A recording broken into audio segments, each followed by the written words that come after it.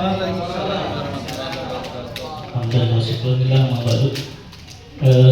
izin kepada Bapak dan Ibu fasilitator, juga rekan-rekan peserta pelatihan PM bagi guru. Mohon izin untuk menyampaikan praktik baik pembelajaran bahasa Inggris.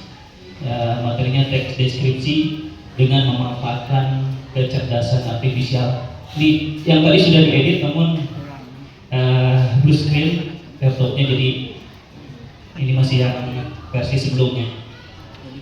Ini cerita semalam membuat agak bingung ya Pak.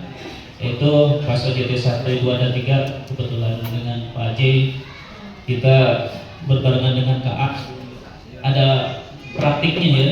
Yang pertama membuat tentang teks deskripsi, yang kedua teks recount yang kelas 9, yang ketiga tentang teks prosedur ya, script research.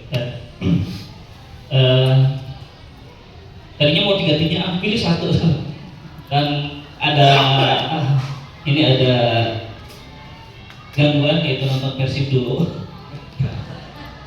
Ya, di sini presentasi ini disampaikan mungkin bagi saya praktiknya baik ya, karena sebuah pembelajaran bahasa Inggris ini mencoba mengintegrasikan dengan kecerdasan artifisial. Bagaimana ini sebuah tantangan, karena pemanfaatan digital itu biasanya generasi kita yang 30 ke atas, 40 ke atas ini masalah digitalisasi, masalah kemajuan teknologi kalah dengan anak-anak.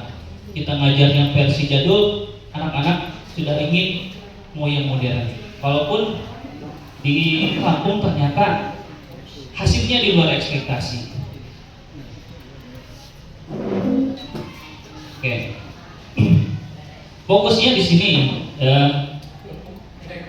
tuh. Benar ya, ini yang editannya sebelum kesini. Ini hasil anak juga ya. Memanfaatkan AI. Yang pertama materinya tentang teks deskripsi. Konteks pembelajarannya kita menggunakan pendekatan pembelajaran mendalam dengan menggunakan atau memanfaatkan AI dalam pembelajaran.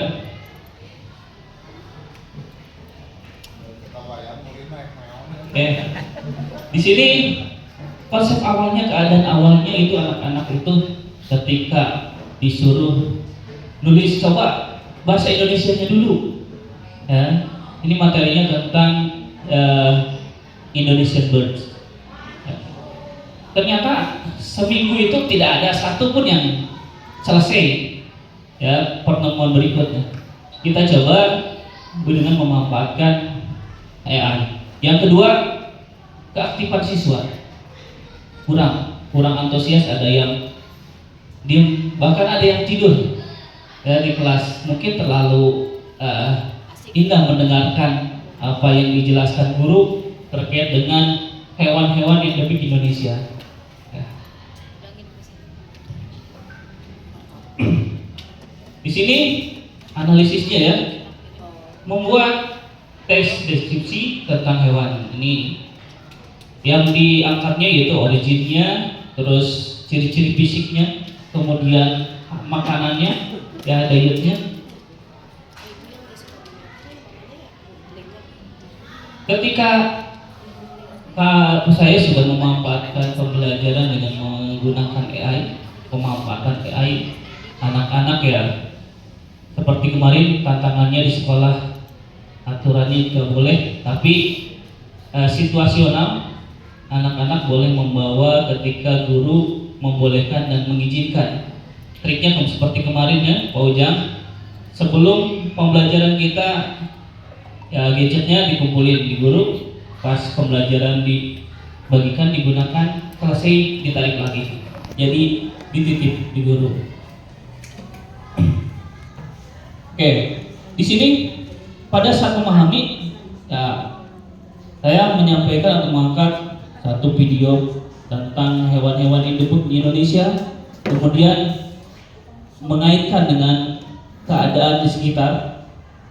Karena misalkan yang diangkat contohnya itu burung cendrawasih, adanya di daerah timur Indonesia, ada di Australia bagian timur dan Papua Nugini. Nah, kita angkat apa sih yang ada di daerah Jampang?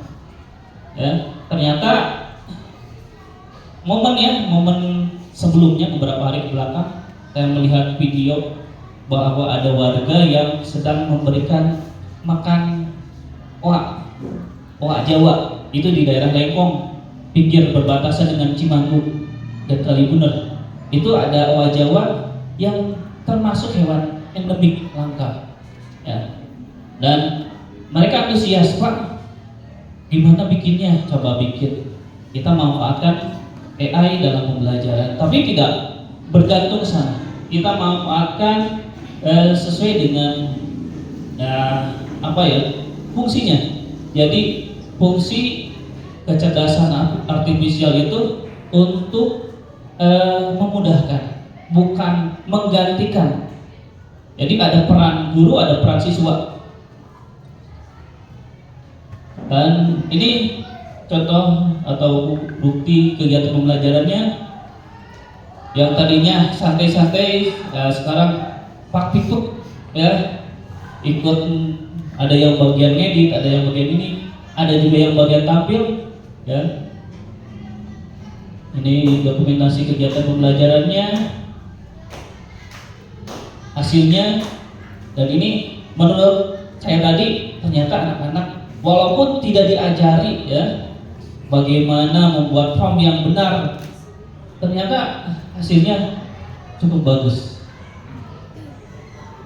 Nih, yang tadinya seminggu tidak ada yang mengumpulkan, hanya 1-2 orang, sekarang setelah menggunakan atau memanfaatkan AI, hasilnya terkumpul banyak. Ini ya. Kemudian yang tentang resep juga, ini juga ada yang kelas 7. Ya, di kelas 7 ternyata mereka mampu untuk memanfaatkan AI untuk pembelajaran. Ya, hasilnya di sini ternyata peningkatan pemahaman siswa itu naik 25% dibanding sebelumnya.